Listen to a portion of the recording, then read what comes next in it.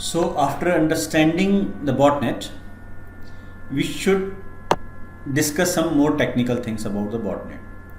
So this video is mostly dedicated about the technology behind the botnet. What are the common features or the common metrics used by the botnets? How we can differentiate between the DOS attacks, that is a denial of service attack that is performed by the botnet, and the distributed denial of services. Mostly these two category of attack performed by the botnet. So how the attacker use these botnet to perform the DOS or DDoS attack? What are the common metrics used by them? And what are the other types of botnet? That means the malicious botnet or the benign one. So we'll see all the things in this particular video. So basically the botnet are the major threat of the internet because it consists a large number of pools of the viruses and the malware activities and the large illegal connections. Basically we can say the zombie armies. It will carries out the sophisticated attacks to disrupt and gather sensitive data, increase the armies. Basically they are propagating themselves and try to replicate themselves. What is basically a network, or it's a kind of fake network request coming from various systems and went to the single system or server, and they will jam that particular network. The basic purpose of botnet is that. Other than this, since it's an automatic process, so the bot can do anything. It can steal your information from the client machine. That means whatever appears in the client, it can access and send to the adversary, so they can use it for the financial benefit. Basic motivation behind the botnet is about the financial things. Okay, if we saw that in a simpler way, there are various things how they can steal the things, how they perform the e-crime. So their goal is to find the wealth, steal the wealth of a client, and what they use, they can use the email. Okay, they can send a phishing mail to the client.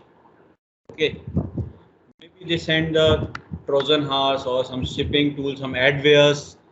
They are coming to the client machine. Okay, and then client will attract with these tools, and they can use some various payment method to grab that opportunity that you are providing, like the lotteries or some advertisements, some commissions or some free gifts, etc. So once you come with a payment mode, that is a PayPal, MasterCard, Visa, Paytm, or any kind of method, trying to buy and sell and trade something, so you can run that application. So whenever you run that application or that you click on that link, they will redirect you to somewhere malicious thing. Maybe this is a phishing, this is a spam or something malware, and they will reach to your bank. And once you give the OTP, etc., to them or something, they will steal the wealth. That is a basically e-crime happening to the system, and your wealth will gone, and you can't do anything after that. Okay, so if we see the various data available, so what type of stealing things happen in the market, like a credit card, you can use your CV, ATM, CVV, ATM PIN, SSN number. Most of the time, credit card is the most vulnerable thing, because you just give the credit card number and some PIN. If they have a PIN, there's no authentication, etc. So that is very much easier to hack and steal. Credit cards are the most vulnerable. Okay, and they use the SSN number. In our term, we can say the Aadhaar card number, because the Aadhaar card is also using for the money transactions, bank account numbers. Okay, so the botnet architecture is very much simple. There is one bot master who can run bot from a various systems. Now these days, not from the single system, not a single source. It's a distributed, because it is coming from single source. It is easy to identify and understand. So it is running through various devices, the various bots. So it is a distributed kind of nature, and they are recruiting other devices whenever they are growing in age. So there are various things you can learn about the botnet. There are various famous botnets, like Mirai was a very famous in 2016-17. It attacks all the internet related stuff, the Wi-Fi password and etc. it will crack. Now these days there is one variation of Mirai is a Mozi. There is a distributed DOS. Okay, so basically if we want to be classify the botnet, so we have come with the following taxonomy as per the requirement. For example, the attacking behavior, how they are attacking, C and C, central and command model, relay mechanism, communication protocol, observable botnet activity, aviation technique.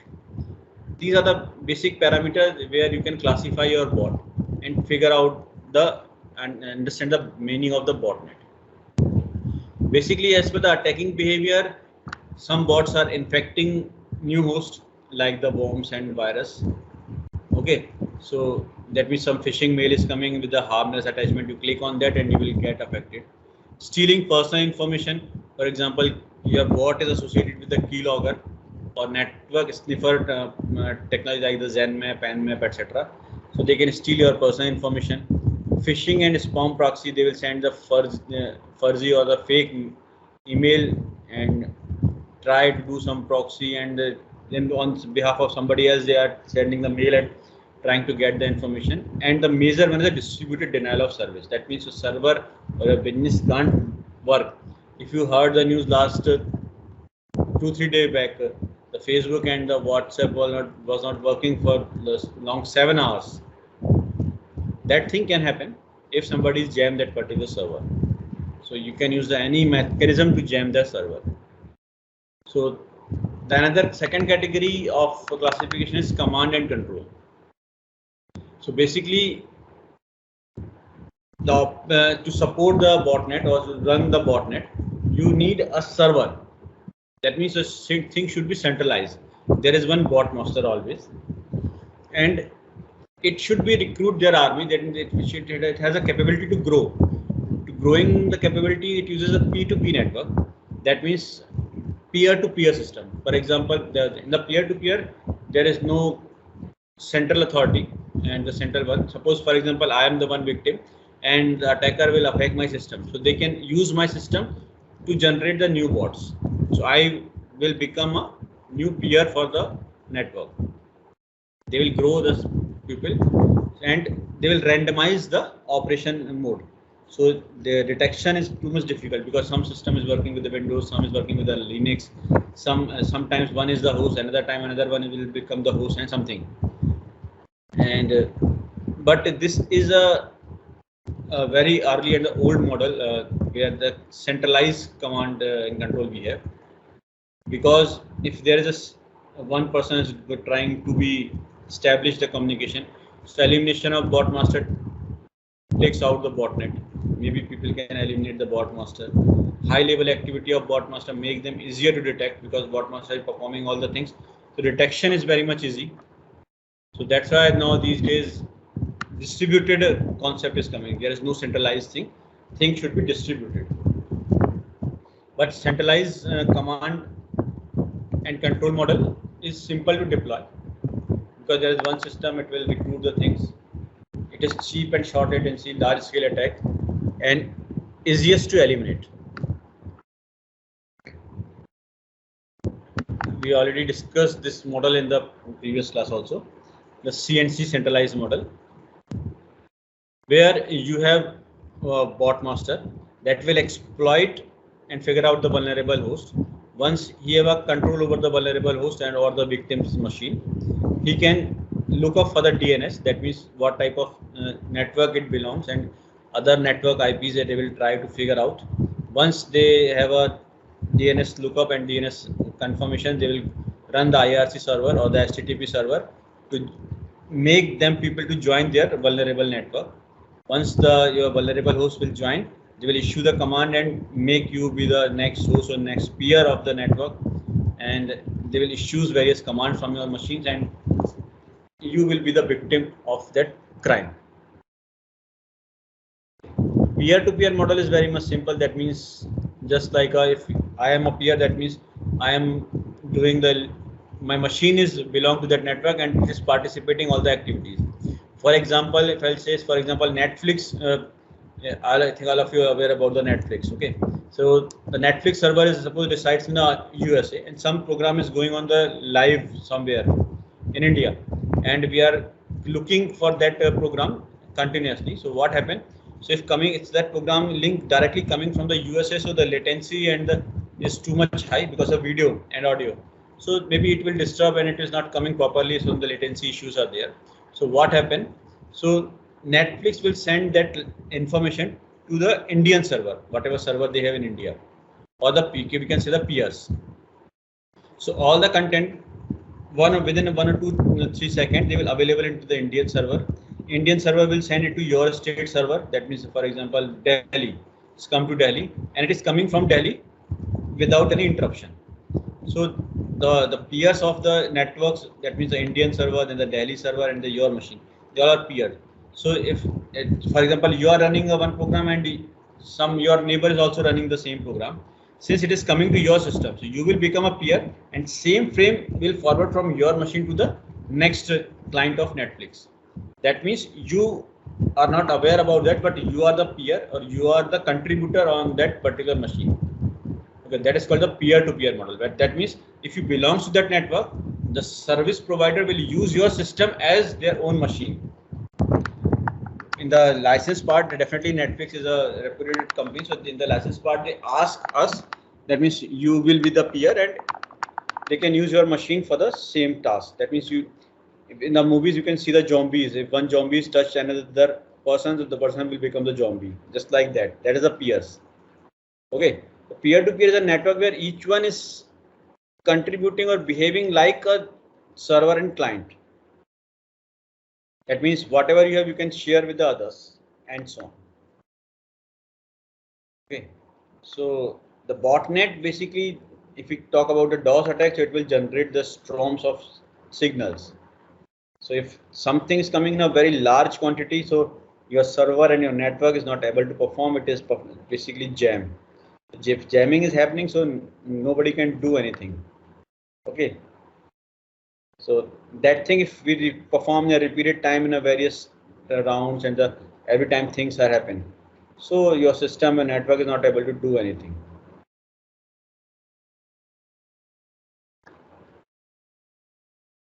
Okay, so there are various systems and methods available for the same purpose.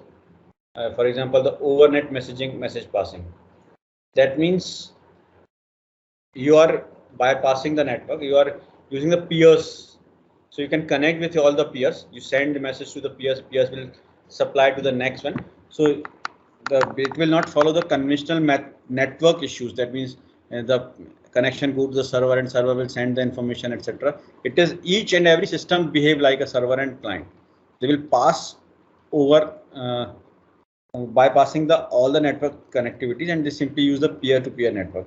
Now these days it is very much common. If you know about the blockchain, blockchain also works in a peer-to-peer network. There is no single centralized server, no network convention they are following. Just something different kind of way and technology. Now another one is the randomized mechanism. Randomized mechanism, that means if you want to be survive for the long time, so you have to be add something randomization in your machine. Because if things are going in a static manner, it will be detecting it very much easily. So they can change their settings and the environment randomly, repeatedly, and most of the time, but they are not really revealing all about the bots. Sometimes few bots are attacking, then after some time they are going to sleep mode, another bots are starting, and sometimes they change the configuration setting and the machines. So that is called the randomization. Rallying mechanism, that means things are going in a continuous manner. Okay, so and randomization, that means if one machine is sending with different IPs several times, so you can't identify, but it is doing continuously. So you can go with the proper IPs and machine. The thing should be going in a continuous manner. Okay, so if it's a things are going in a continuous manner, relaying mechanism, so always you have to change your IPs and take some precautions so nobody can understand the particular machine. Otherwise, the DNS or the firewall will block your machine. You can't perform in the botnet.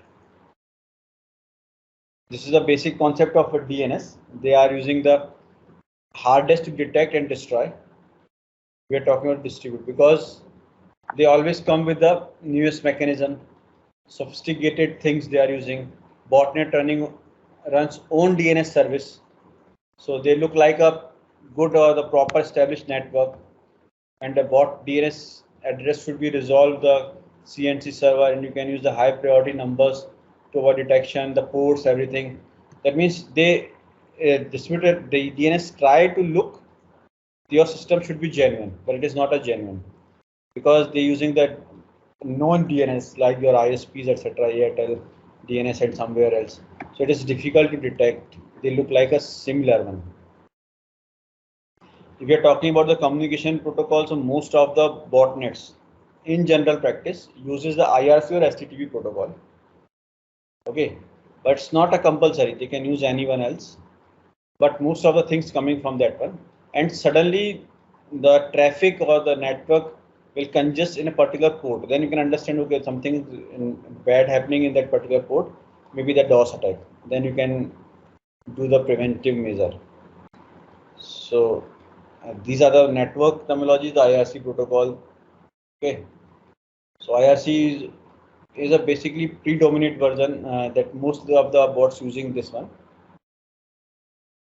Basically, it's a conversation protocol, but people are using this for the malicious activities. HTTP is a well-known protocol. Basically, earlier people use this for the web browsing. Now these days, HTTPS is used, but HTTP is still in use. The port number 80 is well-known for the HTTP protocol. Okay, but it is not. It is basically stateless protocol. So it is not storing anything, everything, and detecting the botnet is harder because there is no state management, no memory, and it is simple client server based communication.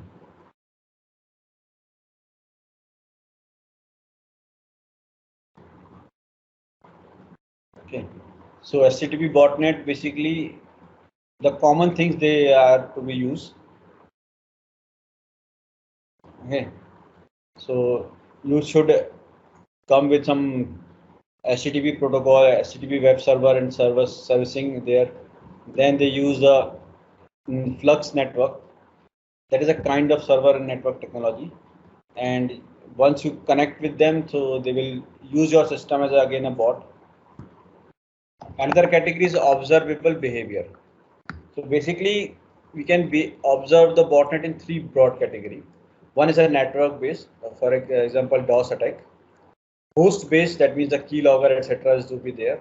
And global correlated, that means the malware, the worms should be there and they will spread themselves.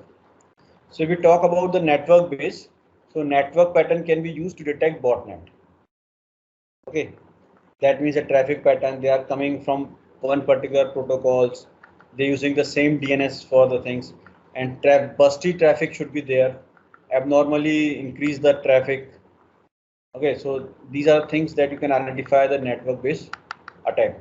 Host based attack, that means some botnet is doing something illegal thing like the virus activity, keylogger things are there, spyware should be there. They will modify the registry, modifying the system for creating unknown network connection, disabling antivirus program. If these things happen in your system, that means you can identify it's a host based network. Globally correlated, if we talk about, that means the global characteristic are tied to the fundamental botnets. That means they are not going to be change anything, but the most valuable things to detect the botnet.